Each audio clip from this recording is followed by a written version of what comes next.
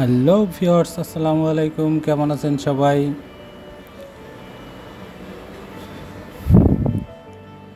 আজকে আমরা জানবো রাজা হরিশ্চন্দ্রের সম্পর্কে।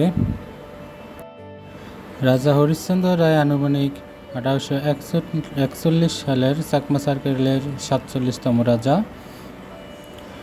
পূর্বসূরি কালিন্দী রানী, উত্তরাধিকারী ভুবন মোহন রায়।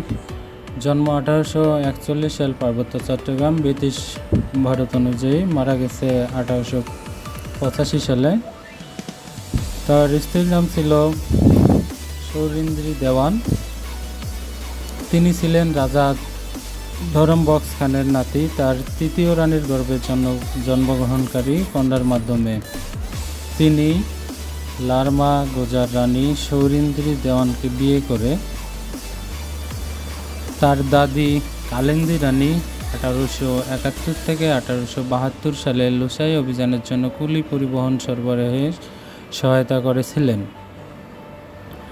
এই সেবার স্বীকৃতিস্বরূপ ব্রিটিশ ভারত সরকার হরিশ্চন্দ্রকে রাও বাহাদুর উপাধি দিয়েছিলেন।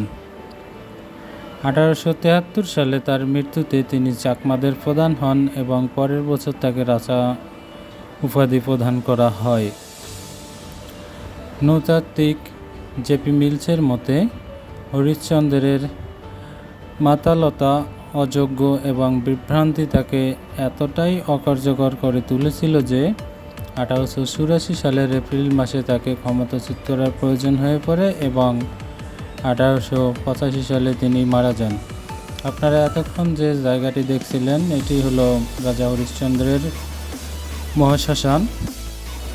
এটা আমাদের নীলফামারী জেলা জলঢাকা উপজেলার হরিশ্চন্দ্রপাট নামক গ্রামে অবস্থিত। এটা স্থাপিত করা হয় 2016 সালে। তো ভিউয়ার্স, নতুন কন্টেন্ট করার জন্য ভুলভ্রান্তি হতে পারে, আপনাদের ক্ষমার দৃষ্টিতে দেখছি, অবশ্যই ক্ষমা করবেন এবং ফেসবুকে ফলো, লাইক, শেয়ার করবেন। ইউটিউব চ্যানেল থেকে যারা দেখছেন তারা অবশ্যই সাবস্ক্রাইবার, লাইক এবং কমেন্ট করে যাবেন। আপনাদের সাবস্ক্রাইব এবং কমেন্টের আশা আমাকে অনুপ্রেরণা করে আরও নতুন নতুন ভিডিও তৈরি করার জন্য। ধন্যবাদ, সবাই ভালো থাকবেন।